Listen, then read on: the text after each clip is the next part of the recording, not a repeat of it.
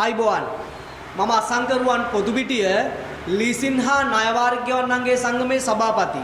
ඇත්තටම අද මේ මාත් එක්ක මේ මාධ්‍ය හමුවට සහභාගී වෙන්නේ මේ රටේ 30 අවුරුද්දක යුද්ධයක් නිමා කරන්නට වෙහෙසමාන්සි වෙච්ච රණවිරුවෝ ඒ වගේම අපේ රටේ දළදේශීය නිෂ්පාදනයේට ඍජුව දායකත්වයක් ලබා දෙන ගොවි මහතෙක් ඉන්නවා. එතකොට ඇත්තටම අද මේ අනාවරණය කරන්නේ මේ රටේ තියෙන මේ රටේ ජනතාවගේ ඒ වගේම රාජ්‍ය නිලධාරීන්ගේ මේ රටේ රණවිරුවන්ගේ ව්‍යවසායකයන්ගේ ගොවියන් ඉඳලා සියලුම දෙනා 65000ක් මේ ලොකුම බැංකු මංකොල්ලේට අහුවෙල් තිනවා ගනුදෙනු කරුවෝ. එතකොට ගනුදෙනු කරුවෝ 65000ක්ගේ වංචනික ආකාරයට මුදල් ලබා ගන්න මේ බැංකුව පිළිබඳව අවුරුදු දෙකක් තිස්සේ රට පුරා විරෝධතා පැවැත්තුවා. ඒ වගේම තමයි රටේ ඉන්න ජනාධිපතිවරයා දැනුවත් කරා, මුදල් ඇමතිවරයා දැනුවත් කරා, ඒ වගේම මහ බැංකුව අධිපතිවරයා දැනුවත් කරා. නමුත් අද වෙනකොට මේ ප්‍රශ්නය ඊටාම උග්‍ර තත්ත්වයට පත් වෙලා තියෙනවා. එතකොට මේ රණවිරුවන් ගත්ත විශ්‍රාම වැටුපෙන් ඔවුන් ලබාගත් විශ්‍රාම වැටුපෙන් කැපෙන ආකාර ණය මුදලක්. එතකොට මේ ණය මුදල අවුරුදු 10ට ගනිපු ණය මුදල මේ බැංකුව ගිවිසුම් නීතිය අමුවේ උල්ලංඝනය කරලා අවුරුදු 10කින් දීර්ඝ කරලා තියෙනවා. ඒ කියන්නේ අවුරුදු 10ට ගත්ත ණය මුදල අවුරුදු 20කින් ගෙවල ඉවර කරන්න තත්ත්වයට මේ පැහැදිලිව මේ බැංකුවේ ලෙටර් හෙඩ් එකේම මේ ආකාරයට මේ ලියුම් එවල් තිනවා. මේ රටේ මේ රණවිරුවන්ට සහ සියලුම රාජ්‍ය සේවකයන්ට මේ බැංකුව සමග ගනුදෙනු කරනවා. එතකොට මේ බැංකුව සම්බන්ධයෙන් 2023 12 වෙනි මාසේ 7 වෙනිදා ශ්‍රී ලංකා මහ බැංකුවේ අධිපතිවරයා නන්දලාල් වීරසිංහ මහත්මයා දැනුවත් කරනවා රණවිරුවෙක් විසින්. එතකොට ඒ රණවිරුවට මම සම්පූර්ණ මේ ලිපිය කියවන්නේ නැහැ. ඒ රණවිරුවට ලිපියක් මගින් දැනුම් දෙනවා 2023 12 වෙනි මාසේ 7 වෙනිදා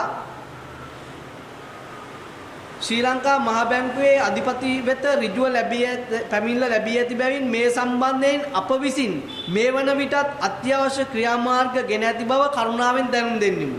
තවද මේ සම්බන්ධයෙන් පුෂ්ප කුමාර මහතා දැනුවත් කරමින් ඔහු වෙත යවන ලද 2023 10/20 දිනැති ලිපියෙහි පිටපතක් ඔබගේ දැනගැනීම පිණිස මේ සමග අමුණා එවා ඇත.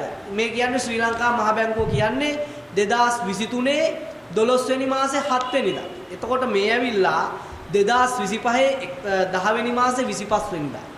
දැනට අවුරුදු 2කට ආසන්න කාලයක් වෙනවා මේ පිළිබඳව ශ්‍රී ලංකා මහ බැංකුව දැනුවත් කරලා.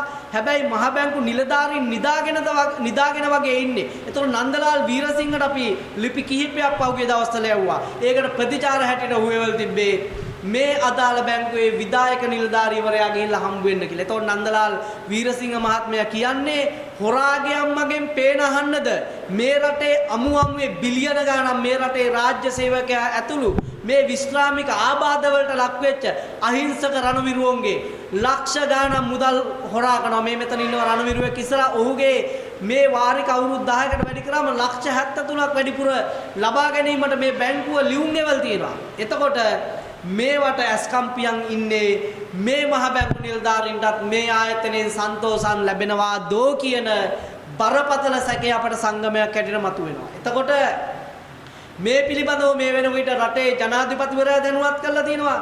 අග්‍රාමාත්‍යතුමිය දැනුවත් කරලා තියෙනවා. ඒ වගේම මහ බැංකු අධිපතිතුමා දැනුවත් කරලා තියෙනවා.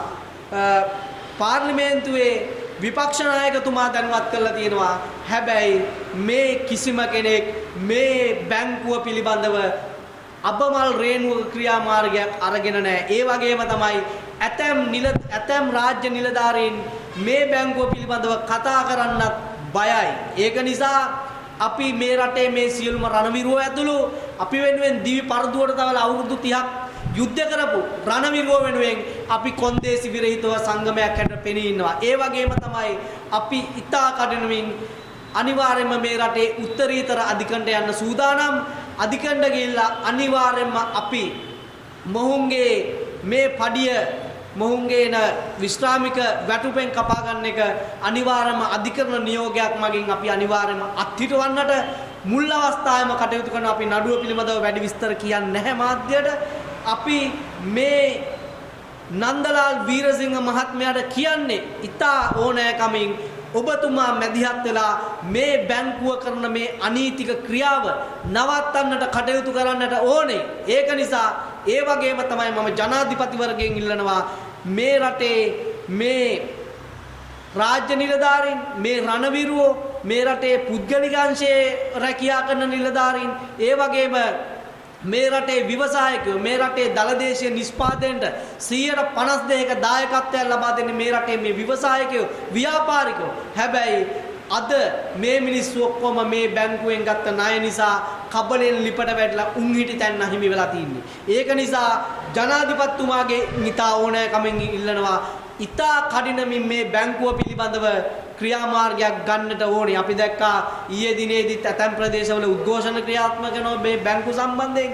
ඉතින් ඒක නිසා අපි කියන්නේ ඉතා කඩිනමින් මේකට රජය මැදිහත් වෙන්නට ඕනේ.